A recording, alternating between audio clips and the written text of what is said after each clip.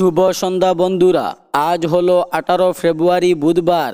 আজকের সন্ধ্যার বিশেষ বিশেষ খবরগুলি হলো: প্রার্থী চয়নে কর্মীদের মতামত সংগ্রহ, কেন্দ্রীয় প্রতিমন্ত্রী তামতার চাকরি স্থায়ীকরণ ও পেনশনের দাবিতে হিমন্ত সকাশে জলমিত্ররা, হাইলাকান্দিতে বিজেপি প্রার্থী বাছাই প্রক্রিয়া, নির্বাচন কৌশল নিয়ে আলোচনায় মন্ত্রী অজয়, পাতারকান্দিতে আবাদে বন ধ্বংস তদন্ত ও দোষীদের বিরুদ্ধে ব্যবস্থা গ্রহণের দাবি, নিরপেক্ষতা হারিয়েছে কংগ্রেস, বিজেপিতেই ভিড়ছেন ভূপেন বরা, নেই নয়া প্রকল্প, অন্তর্বর্তী বাজেট পেশ অজন্তার, বাংলাদেশে খালেদা পুত্রের শপথ। তাহলে বিস্তারিত খবরে যাওয়ার আগে এখনই চ্যানেলটি সাবস্ক্রাইব করুন এবং পাশে থাকা বেল আইকনটি বাজিয়ে রাখুন, যাহাতে সমস্ত খবরগুলি সবার আগে আপনার কাছে পৌঁছাতে পারে।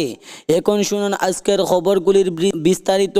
প্রার্থী চয়নে কর্মীদের মতামত সংগ্রহ, কেন্দ্রীয় প্রতিমন্ত্রী আমতার। 2026 সালের বিধানসভা নির্বাচনকে সামনে রেখে শ্রীভূমি জেলায় রাজনৈতিক তৎপরতা উল্লেখযোগ্য মাত্রায় পৌঁছেছে। দলীয় হাইকমান্ডারের নির্দেশ 4টি বিধানসভা কেন্দ্রের প্রার্থী নিয়ে দলীয় কর্মীদের মতামত নিলেন কেন্দ্রীয় প্রতিমন্ত্রী অজয় তামতা।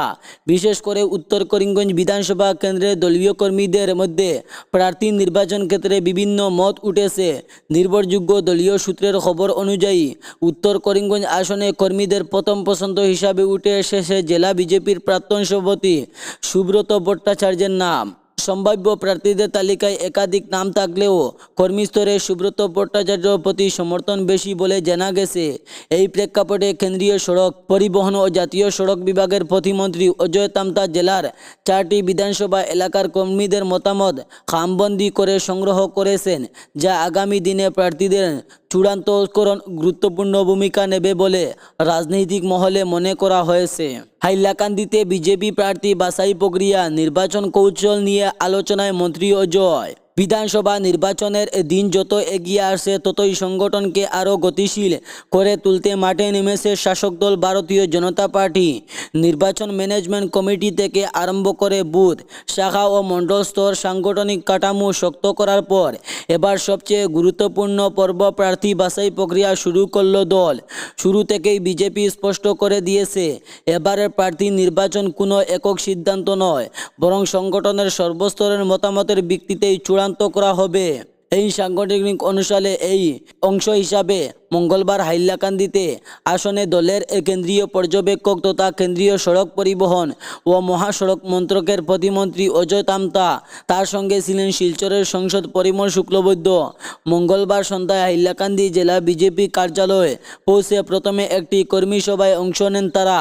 সভায় আসন্ন বিধানসভা নির্বাচনকে সামনে রেখে দলের নীতি, রাজনৈতিক অবস্থান এবং নির্বাচনীয় কৌশল নিয়ে দীর্ঘ আলোচনা হয়। পাতারকান্দিতে আবাদে বন ধ্বংস তদন্ত, দোষীদের বিরুদ্ধে ব্যবস্থা গ্রহণের দাবি, সংরক্ষিত বনাঞ্চলকে দখলমুক্ত করার নামে অবাধে মূল্যবান বন সম্পদ ধ্বংস করেছেন খুদ বনকর্মীরা।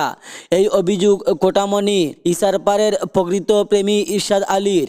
মঙ্গলবার পাতারকান্দি এলাকার কংগ্রেস একদল প্রতিনিধি কোটামণির এলাকার ইসারপাড় বালিয়া এলাকায় পরিদর্শনে যান। সেখানে লোকজন প্রতিনিধি দলকে জানান, পাহাড় অঞ্চল খালি করার জন্য বন বিভাগের নোটিশ পাওয়ার পর ওই এলাকার লোকেরা নিজেদের ঘরবাড়ি ভেঙে ফেলে অন্য এলাকায় চলে যান। এরপর 2 ফেব্রুয়ারি বেলা 12টার পর করিমগঞ্জ ফরেস্ট ডিভিশনের রেঞ্জ ও বিট অফিসার সহ বিভিন্ন বিভাগের আধিকারিকরা শস্ত্র বাহিনী নিয়ে সেখানে উপস্থিত হন। এলাকায় কোনো বাড়িঘর না পেয়ে তারা ওই অঞ্চলে থাকা মূল্যবান আগর গাছ নির্বাচনে কাটতে আরম্ভ করেন। টানা 3 দিন চলে বন বিভাগের এই তাণ্ডব। প্রশাসন দূরে ব্যারিকেড লাগিয়ে রেখেছিল, ফলে সংবাদকর্মী সহ কোনো ধরনের সাধারণ মানুষকে সেখানে প্রবেশ অনুমতি দেওয়া হয়নি। সর্বরুদ ও ইরশাদ আলী জানান, সুপারি, নারকেল ও রবার বাগান কাটার নির্দেশ ছিল বন বিভাগের উপর, কিন্তু ওই এলাকায় কোনো রবার বাগান ছিল না। কোথাও কোথাও নামমাত্র ছিল 2-1টি নারকেল ও সামান্য কয়েকটি সুপারি গাছ। এসব তো কাটা হয়েছে, তাতে কোনো দুঃখ নেই, কিন্তু নির্বিচারে হাজার হাজার আগর গাছ নিধন করা একজন প্রকৃত কর্মী হিসাবে তিনি অত্যন্ত মর্মাহত বলে জানান। নিরপেক্ষতা হারিয়েছে কংগ্রেস, বিজেপিতেই ভিড়ছেন ভূপেন বরা। জল্পনার অবসান ঘটিয়ে মুখ্যমন্ত্রী হিমন্ত বিশ্ব শর্মার হাত ধরেই বিজেপিতেই ভিড়ছেন প্রাক্তন প্রদেশ কংগ্রেস সভাপতি ভূপেন কুমার বরা। মঙ্গলবার সন্ধ্যায় ভূপেনের বাড়িতে উপস্থিত হন মুখ্যমন্ত্রী এবং দীর্ঘ আলোচনার পর তিনি সাংবাদিকদের জানান 22শে ফেব্রুয়ারি আনুষ্ঠানিকভাবে বিজেপিতে যোগ দিচ্ছেন প্রাক্তন কংগ্রেস নেতা।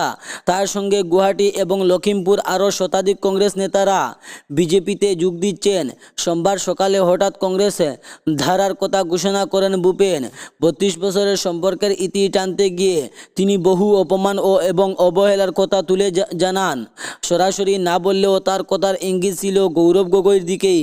তাকে বুঝাতে দিল্লি থেকে ছুটে আসেন কেন্দ্রীয় কমিটির সদস্যরা। পদত্যাগ প্রত্যাহার করবেন কিনা এ নিয়ে রাজনৈতিক মহলে জোর জল্পনায় চলছিল।